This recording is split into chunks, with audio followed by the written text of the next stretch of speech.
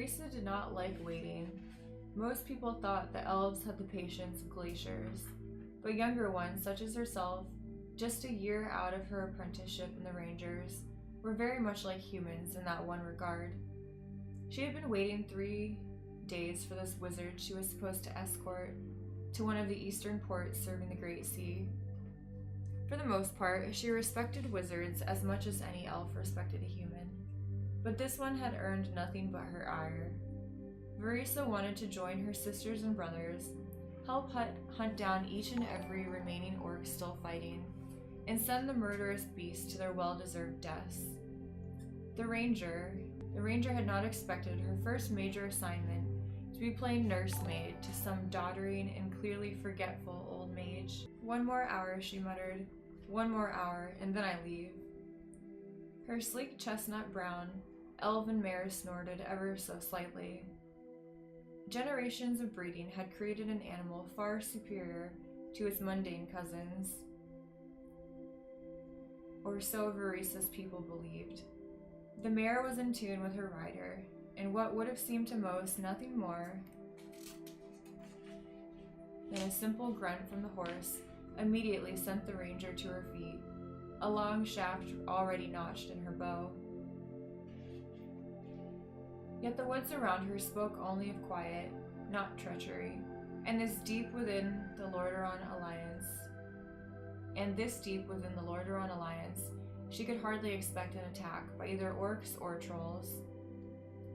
She glanced in the direction of the small inn that had been designated the meeting place, but other than a stable boy carrying hay, Verisa saw no one.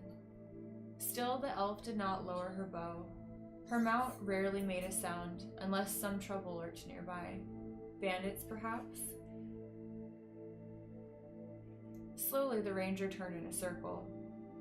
The wind whipped some of the long, silver-white hair across her face, but not enough to obscure her sharp sight. Almond-shaped eyes the color of purest sky blue. The lengthy, pointed ears that rose from her thick hair could pick up even the sound of a butterfly landing on a nearby flower, and still she could find no reason for the mare's warning. Perhaps she had frightened away whatever supposed menace had been nearby. Like all elves, Verisa knew she made an impressive appearance. Taller than most humans, the ranger stood clad in knee-high leather boots, forest green pants and a blouse, and an oak-brown travel cloak. Gloves that stretched nearly to her elbows protected her hands, while yet enabling her to use her bow or the sword hanging at her side with ease. Over her blouse, she wore a sturdy breastplate, fashioned to her slim but still curved form. One of the locals in the inn had made the mistake of admiring the feminine aspects of her appearance, while entirely ignoring the military ones. Because he had been drunk, and possibly would have held back his rude suggestions otherwise, Verisa had only left him with a few broken fingers. The mare snorted again.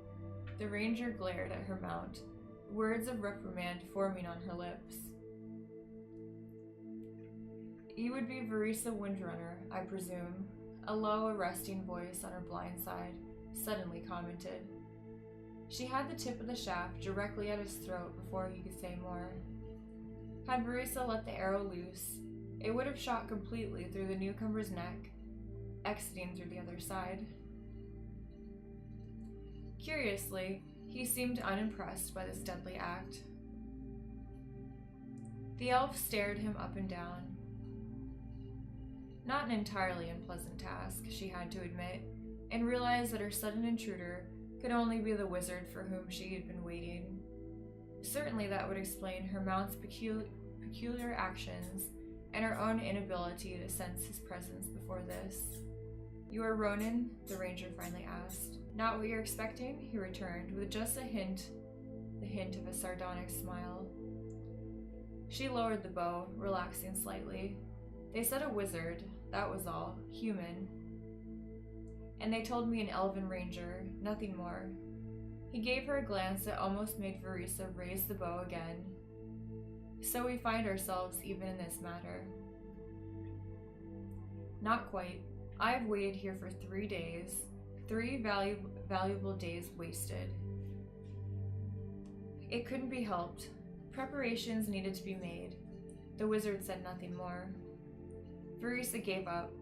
Like most humans, this one cared nothing for anyone but himself. She considered herself fortunate that she had not had to wait longer. It amazed her that the Alliance could have triumphed against the Horde with so many like this Ronin in their ranks. Well, if you wish to make your passage to Cosmodin, then it would be best if we left immediately. The elf peered behind him. Where's your mount? She half expected him to tell her he had none, that he had used his formidable powers to transport himself all the way here. But if that had been the case, Ronan would have not needed her to guide him to the ship. As a wizard, he no doubt had impressive abilities, but he also had his limits. Besides, from what little she knew of his mission, she suspected that Ronan would need everything he had just to survive. Cosmodin was not a land welcoming to outsiders. The skulls of many brave warriors decorated the orc tents there, so she had heard, and dragons constantly patrolled the skies. No, not a place even Verisa would have gone without an army at her side. She was no coward, but she was also no fool. Tied near a trowel by the inn, so that he can get some water. I've already ridden long today, milady. His use of the title for her might have flattered Verisa, if not for the slight touch of sarcasm she thought she noted in his tone. Fighting down her irritation with the human, she turned to her own horse, replaced the bow and shaft, then proceeded to ready her animal for the ride. My horse could do with a few more minutes' rest, the wizard suggested, and so could I. You will learn to sleep in the saddle quickly enough, and the pace I set first will enable your steed to recoup. We have waited far too long. Few ships, even those of cool Taras, are endeared to the thought of sailing to Cosmodin simply for a wizard on observation duty. If you do not reach port soon, they may decide that they have more worthy and less suicidal matters with which to deal. To her relief, Ronan did not argue. Instead, with a frown, he turned and headed back toward the inn. Verisa watched him depart, hoping that she would not find herself tempted to run him through before they managed to part company. She wondered about his mission. True, Cosmodin remained a threat because of the dragons and their orc masters there, but the Alliance already had other, more well-trained observers in and around the land. Verisa suspected that Ronan's mission concerned a very serious matter, or else the Kirin Tor would have never risked so much for this arrogant mage. Still, had they considered the matter well enough when they had chosen him? Surely there had to have been someone more able and trustworthy. This wizard had a look to him, one that spoke of a streak of unpredictability that might lead to disaster. The elf tried to shrug off her doubts. The Kirin Tor had made up their minds in this matter. An Alliance command had clearly agreed with them, or else she would not have been sent along to guide them. Best she put aside any concerns. All she had to do was deliver her charge to the vessel, and then Verisa could be on her way. What Ronan might or might not do after their separation did not concern her in the least. For 4 days they journeyed, never once threatened by anything more dangerous than a few annoying insects. Had circumstances been different, the trek might have seemed almost idyllic, if not for the fact that Ronan and his guide had barely spoken with one another all that time. But for the most part, the wizard had not been bothered much by that fact. His thoughts focused on the dangerous task ahead. Once the Alliance ship brought him to the shores of Cosmodin, he would be on his own in a realm still overrun, not only with orcs, but patrolled from the sky by their captive dragons. While no coward, Ronan had little desire to face torture and slow, agonizing death. For that alone, his benefactor in the council had provided him with the latest known movements of the Dragonmaw clan. Dragonmaw would be most on the watch now, especially if, as Ronan had been told, the Black Leviathan Deathwing indeed did live. Yet, as dangerous as the mage's quest appeared, Ronan would not have turned back. He had been given an opportunity to not only redeem himself, but to advance among the Kirin Tor. For that he would be forever grateful to his patron, whom he only knew by the name Crassus. The title was surely a false one, not an uncommon practice among those in the ruling council. The masters of Dalaran were chosen in secret, their ascension known only to their fellows, not even their loved ones. The voice of Ronan's benefactor could be nothing like his true voice, if male was even the correct gender. It was possible to guess the identities of some of the inner circle, but Crassus remained an enigma even to the clever agent.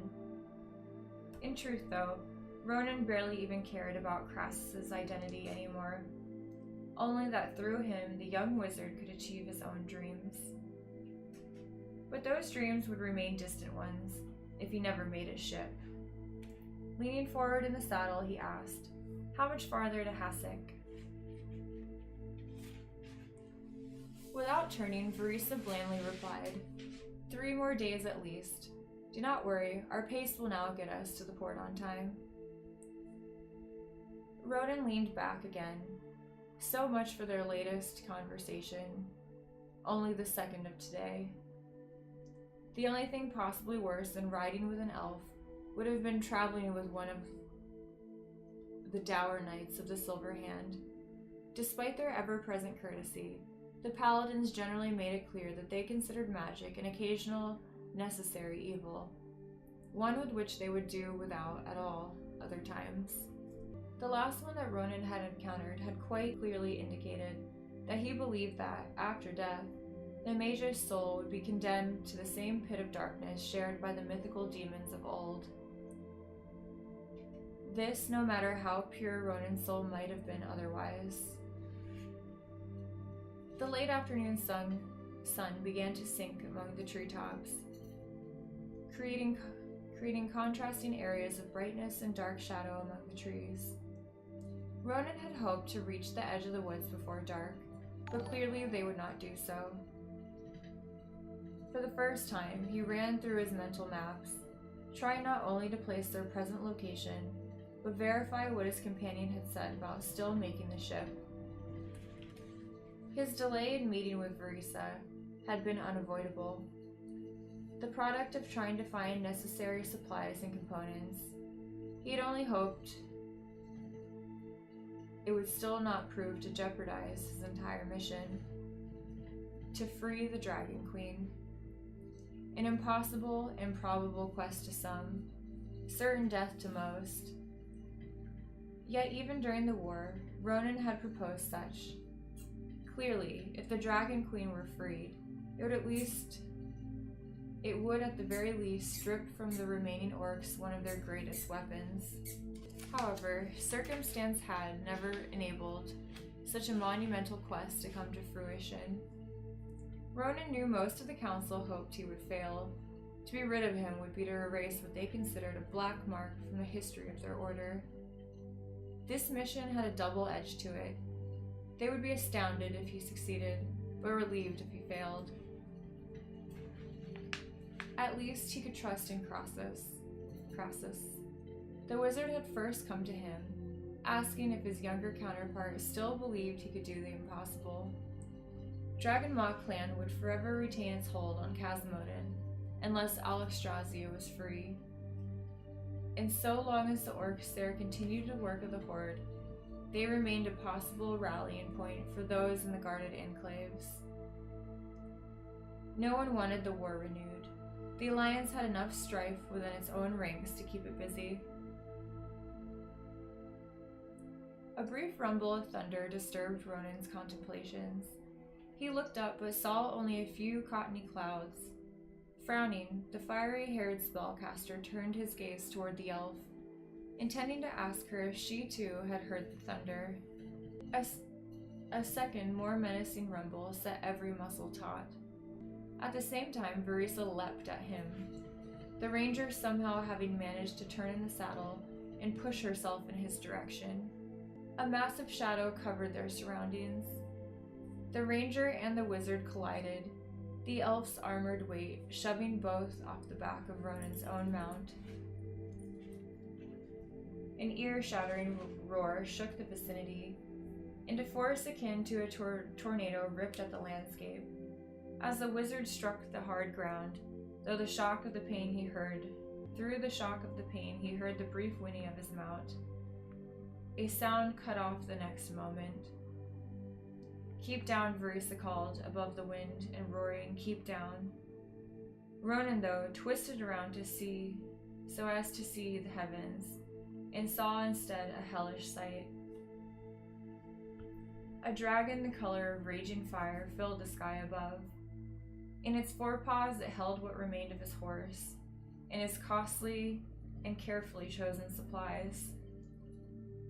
The crimson Leviathan consumed in one gulp the rest of the carcass, eyes already fixed on the tiny, pathetic figures below.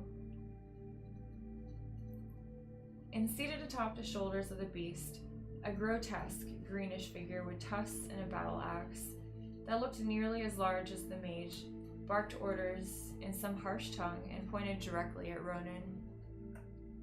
Maw gaping and talons bared, the dragon dove toward him. "I thank you again for your time, Your Majesty," the tall, black-haired noble said in a voice full of strength and understanding. "Perhaps we can yet keep this crisis from tearing your good work asunder." "If so," returned the older, bearded figure clad in elegant white and gold robes of state, "Lord Aran and the Alliance will have so much to thank you for, Lord Prestor. It's only because of your work that I feel Gilneas and Stromgard might yet see reason." Although no slight man himself, King Tyrannus felt a little overwhelmed by his larger companion. The younger man smiled, revealing perfect teeth. If Tyrannus could have found a more regal-looking man than Lord Prestor, he would have been surprised. With his short, well-groomed black hair, clean-shaven hawk-like features that had set many of the women of the court a-twitter, quick mind, and a bearing more princely than any prince in the Alliance, it was not at all surprising that everyone involved in the Alterac situation had taken to him, Jen Greymane included. Prestor had an engaging manner that had actually made the ruler of Gilneas smile on a rare occasion, so Tyrannus's marveling diplomats had informed him. For a young noble whom no one had even heard of prior to 5 years before, the king's guest had made quite a reputation for himself. Prestor came from one of the most mountainous, most obscure regions of Lordaeron, but could claim bloodlines in the royal house of Alterac as well. His tiny domain had been destroyed during the war by a dragon attack, and he had come to the capital on foot without even one servant to dress him. His plight and what he had made of himself since his arrival had become the thing of storybook tales. More important, his advice had aided the king many times, including during the dark days when the Greyan monarch had debated on what to do about Lord Perinold. Prestor had, in fact, been the swaying factor. He had given Tyrannus the encouragement needed to seize power in Alterac, then solidify martial law there. Stromgard and the other kingdoms had understood the need for action against the traitorous Perinold, but not Lordaeron's continued holding of that kingdom for its own purposes after the war had ended. Now at last, Prestor appeared to be the one who could explain it all to them and make them accept any final decision, which had of late made the aging, broad-featured monarch mull over a possible solution that would stun even the clever man before him. Turnus refused to turn over Alterac to Perinold's nephew, whom Gilneas had tried to support, nor did he think it wise to divide the kingdoms in question between Lordaeron and Stromgarde. That would surely earn the wrath of not only Gilneas, but Kul Tiras even. Annexing Alterac completely was also out of the question. What if, though, he placed the region in the capable hands of one admired by all, one who had shown he wanted nothing but peace and unity, an able administrator too, if King Tyrannus were any judge, not to mention someone certain to remain a true ally and friend to Lordaeron? No, indeed, Prestor. The king reached up to pat the much taller lord on the shoulder. Prestor had to be nearly 7 feet in height, but while slim, he could hardly be called lanky. Prestor well fit his blue and black dress uniform, looking every inch the martial hero. You've much to be proud about, and much to be rewarded for. I'll not soon forget your part in this, believe me. Prestor fairly beamed, likely believing he would soon have his tiny realm restored to him. Turnus decided to let the boy keep that little dream. When the ruler of Lordaeron proposed him as new monarch of Alterac, the expression on Prestor's face would be that much more entertaining. It was not every day that someone became king, unless they inherited the position, of course. Tyrannus's honored guest saluted him, then, bowing gracefully, retreated from the imperial chamber. The elder man frowned after Prestor left, thinking that the silken curtains, the golden chandeliers, and even the pure white marble floor could not brighten the room enough, now that the young noble had departed. Truly, Lord Prestor stood out among the many odious courtiers flocking to the palace. Here was a man anyone could believe in, a man worthy of trust and respect in all matters. Tyrannus wished his own son could have been more like Prestor. The king rubbed his bearded chin. Yes, the perfect man to rebuild the honor of a land, and at the same time restore harmony between the members of the alliance. New and strong blood. Considering the matter further, Turnus thought of his daughter, Kalia. Still a child, but certainly soon to be a beauty. Perhaps one day, if matters went well, he and Prestor could strengthen their friendship and alliance with a royal marriage too.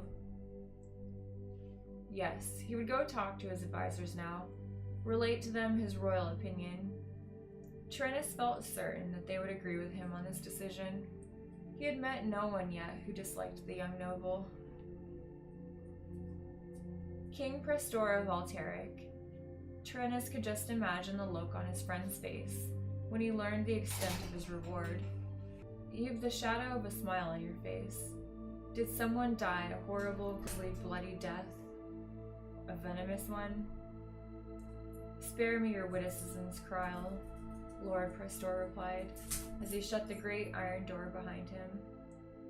Above, in the old chalet given over to him by his host, King Tyrannus, the servant specifically chosen by Prestor, stood guard to see that no unwarranted visitors dropped in.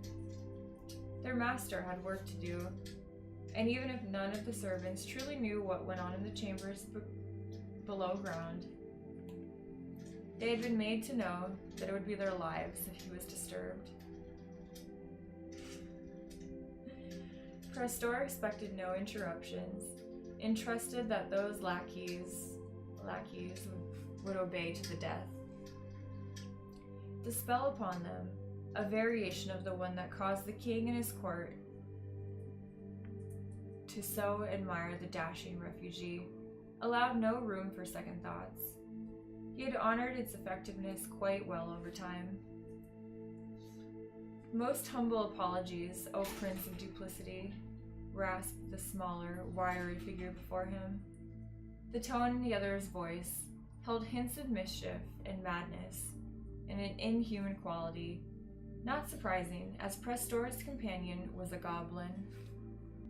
His head barely reaching above the noble's belt buckle, some might have taken the slight emerald green creature for weak and simple. The madcap grin, however, revealed long teeth so very sharp, and a tongue blood red and almost forked. Narrow yellow eyes with no visible pupils sparkled with merriment, but the sort of merriment that came from pulling the wings off flies or the arms off experimental subjects.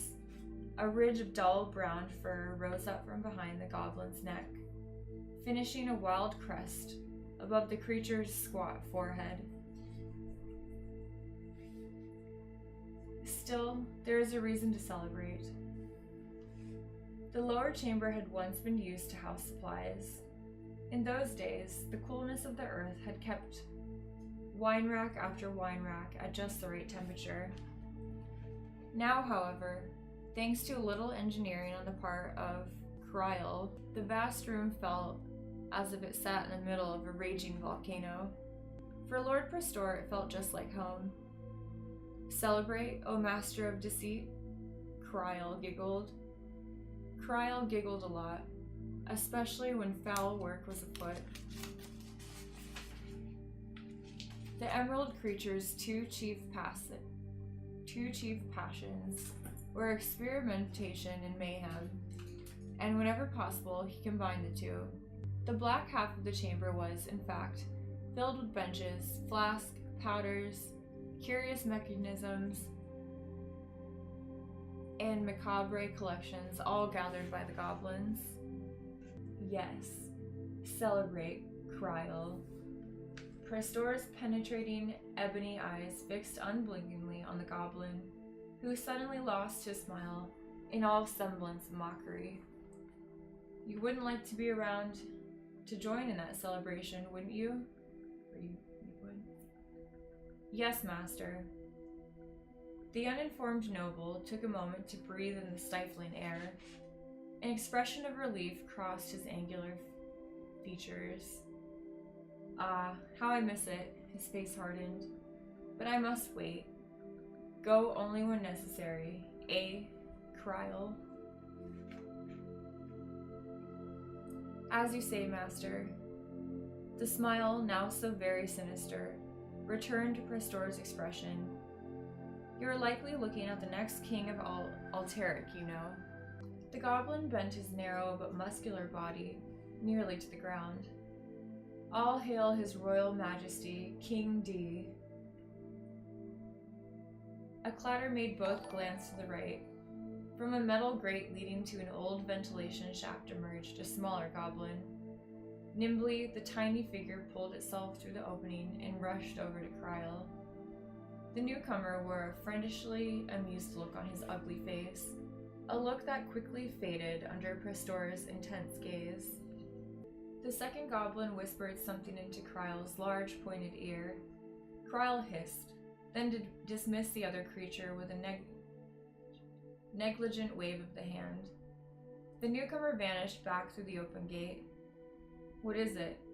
All the words came calmly and smoothly from the lips of the aristocrat. They also clearly demanded no hesitation on the part of the goblin to answer. "Ah, gracious one," Kryl began. The madcap smiled once more upon his bestial face. "Luck is with you this day, it seems. Perhaps you should consider making a wager somewhere. The stars must truly favor." "What is it?" Someone is attempting to free aLilFoxz." Prestor stared. He stared so long and with such intensity that Kryl fairly shriveled up before him. Surely now, the goblin imagined, surely now death would come. A pity that. There had been so many more experiments he had wanted to try. So many more explosive to test. At that moment, the tall black figure before him broke out laughing. A deep, dark, and not entirely natural. Perfect. Lord Prestor managed to utter between bouts of mirth. He stretched his arms out, as if seeking to capture the very air. His fingers seemed impossibly long and almost clawed. So perfect. He continued to laugh, and as he did, the goblin Kryl settled back, marveling at the odd sight and shaking his head ever so slightly. "And they call me mad," he muttered under his breath.